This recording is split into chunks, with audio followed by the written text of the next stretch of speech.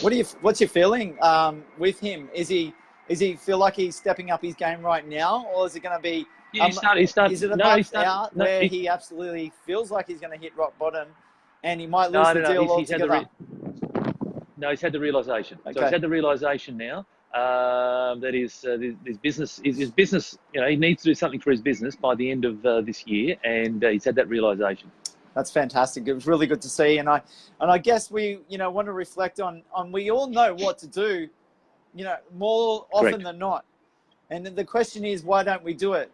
Now, I guess for me, Tony, to reflect on me a little bit, I know there's so many things that I can do, and there's a lot that we can put in place. And maybe for someone like me, what would you suggest in terms of, yes, I'm doing 12 hours a day, and maybe there are some things that I guess 20% of what you do is actually 80% of the success that you have in business, or the business deals that you make. So is it about cutting down some of those things that you shouldn't be doing, and then getting towards things that you should be doing and doing more of that because I know what I should be doing? Is that where the reflection comes for me? Yeah, so the rule that you talk about is Pareto's principle, which is the 80-20 rule, and you're right. So 20% of activity can lead to 80% contribution, etc. The two words there, Luke, excuse me, busy, productive. Are you being busy, or are you being productive? And you need to challenge yourself, because the idea is that we want to spend more of our time productively, effectively, efficiently, but yet we're busy. Hey, I'm doing this and I'm doing that and I'm doing all these things, and I've got plenty of activity going and I'm generating an enormous amount of things, but am I actually being productive? Am I actually working towards something, going in the most efficient and effective path, or am I just doing a whole lot of stuff? I guess that leads us to the next point. What you say about busy, I guess people are getting busy, and they're probably putting themselves in a state of overwhelm. What do we do in this situation? What do people do if they experience some of these things? And hi to Matt and quite a few others that have joined. Mark Watson, thank you for coming on. What do people do? Yep. Okay. So if you've got too much on, firstly, write stuff down. Write down all the things that you want to accomplish. Then prioritize that list and just start with one. So the thing with overwhelm is we play it all out in our head, and it's like, I've got to do this, and I've got to do that, and I've got to do this, and I've got to do that. And we're not really clear on the priority order. You're not going to be able to do all of them at the same time. So actually get a pen out and write this stuff down, or however you start to organise your time, and just pick one. Prioritise that one and work that off the list. It's an amazing feeling when you can put a tick beside something. There's a lot to be said for just accomplishing a task. You start to feel good about yourself. We all love positive reinforcement. More belief. Then you reload and go for the next task. Get more belief. More belief that you can accomplish things. Yeah. Yeah, correct. Yeah, I was doing a post earlier this week on lowering the bar, and what I meant by that was, rather than having really big goals for yourself and constantly falling short and then feeling like crap because yet again I've fallen short of my goal, lower the bar, accomplish that goal, feel good about yourself, reward yourself, give yourself some positive reinforcement, a good old pat on the back, and then reload. And perhaps the bar stays the same height for the next week or month even, but at some stage then you just want to slowly ratchet that bar back up, as opposed to constantly going up here and feeling bad about yourself. Now, if you're constantly going for a goal and you're okay that you're falling short, well, that's different. But most people have a big goal and they feel like crap because it's like, I can never achieve that goal and I'm such a failure. And, and again, criticism of other people, I've put it out there and I've fallen short, they're going to think I'm a dickhead and all that sort of stuff. Lower the bar and be really comfortable with lowering the bar and actually achieve it, and feel really good about the fact that, you know what, I've achieved this and I feel good that I've achieved it, and I'm going to keep going at this level, or I might just slowly ratchet that bar back up. I guess in the early stages when you're probably suffering internally with some of those things that are going on, that I guess, seems to work in that principle seems to work. I guess as you're going and growing and so forth, the more and more we talk about judgment from other people, but if you can get to a space where you're not judging yourself, is that where the change happens in terms of like maybe making that extraordinary goal and putting it in place, knowing that if you do fail, you can actually deal with whatever actually comes into way because you've got that inner peace? Well, comes down to what is it important enough in the first place? If it's important enough, for you, that goal, then you will go after it. And if you get to 90% of a really big goal, then I would argue that's an amazing effort. If you've shifted yourself from here to here, your goal might be there, but you've just got to here, but you've shifted yourself from here, then I would say give yourself a round of applause and pat yourself on the back because you've done an amazing job. But again, it's you just touched on, is someone able to handle that? Are they able to look at that and That's go, the big thing. I'm going for this big goal. Yeah, but also what you don't want to do is you don't want to then give yourself an option and say, well, at the start and go, well, I'm going for a big goal, but if I get to 75%, it's going to be okay. Well, here's what, you're going to get to 75%. That's Does that right. make sense? Yeah. So I would say just go for your big goal. Just have, to use Laser the focus. Aussie rules analogy, just go for the big sticks. Don't worry about the behinds, just go for the goals. And worry about it down the track, but also reflect on the fact that at the end, and you go, you know what?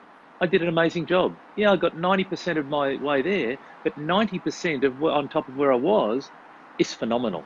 Is phenomenal. I guess and be happy with what that. I'm reflecting on is that early stages of people, like if they've got this susceptibility to other people's judgments and their own judgments on their failures and so forth, and they can't handle that sort of thing, do they then, you like you said, lower the bar at first, but then as you grow in your own personal development, your own personal journey, then do you just go extraordinary, and then that I can handle anything. I can handle whatever's going to throw at me, the positives and negatives, whatever it might be.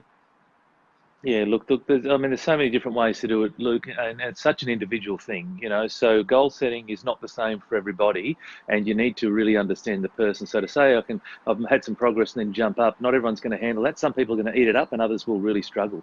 I want to go back to a point that you touched on before around this whole criticism from other people. Control what you can control. You cannot control what someone says about you. Don't worry about it. I know it's easy for me to say that. You cannot control that. Maybe they got bigger issues than you. That's the problem. People don't realize. Yeah, but you can't control it. What you can control is how you respond to that, how you interpret that, how you internalize that. They're all the things that you can control. That goes back to the point I was making earlier around meaning. What's the meaning that you're going to give to that? The meaning is, oh, well, look, I feel empathetic for that person, or sympathetic for that person because they don't really understand the true me, and that's fine. I know what my mission is and I'm on track, as opposed to, oh, maybe they're right, and maybe, so you cannot control that. You can only control how you interpret it, how you receive it, the meaning you give to it, and then what you do from there. That's so powerful. That would be the first thing I'd say. It's so powerful. Yeah, of course it is. And it is. It's that whole, it's the circle of control. Just think there's only one person in the world that we can all control. And that's the person who stares back at you in the mirror. And that's it. You can't control your partner. You can't control your kids. You can't control your friend. You can't do any of it. You can only control you, and you can control how you choose to respond. Right? A lot of us choose to react. How dare they say that about me, and blah, blah. You get on the defensive, as opposed to responding and starting to reflect. Well, I weirdly enjoy it. I'm waiting for. Well, you're unique. I'm very unique. You're unique. Adam's actually saying here, lower the bar. Great advice. Write down a big goal and break it into bite-sized chunks. And I think, Tony, you've said that a lot. Mark says go for the big sticks and beyond. Loves the big sticks and got to think bigger. Absolutely. Mark is one to always think bigger. Can you have to, in Mark, maybe this is a little bit of a coaching session for Search Party Property, but you know what? Mark has 1,000 ideas, and I do too. But I bring him back down to what is, I guess, realistic about where we are in our journey, where we got to. You obviously think about financial ideas and thoughts and where and what we're transacting at the moment and so forth. Yeah. Throwing out all those ideas at the moment. What do you think about that, Tony? Well, the world doesn't need any more ideas. And I say this quite often in a number of posts. What the world needs is execution on the ideas. So you can have all the ideas in the world. You can sit around the pub and you can talk about the shoulda, coulda, wouldas and I'm going to do this and all that sort of stuff. What is it that you're going to do? Action, baby, action. That's what it's all about. So I'm not discounting, and let me try and give some context. I'm not saying that don't have ideas. I have plenty of ideas as well. But it's about have your ideas, put them in a little car park over here, and now just get one out and execute on that one.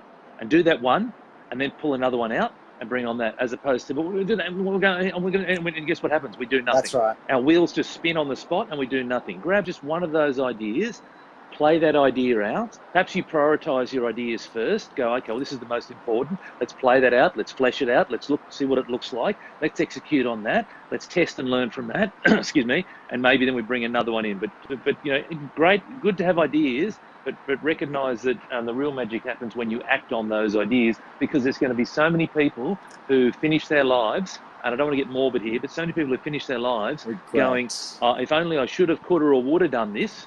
They'll sit in the pub and they'll blow the froth off the beer and they'll be wishing they did something different. No regrets. Here's the advice.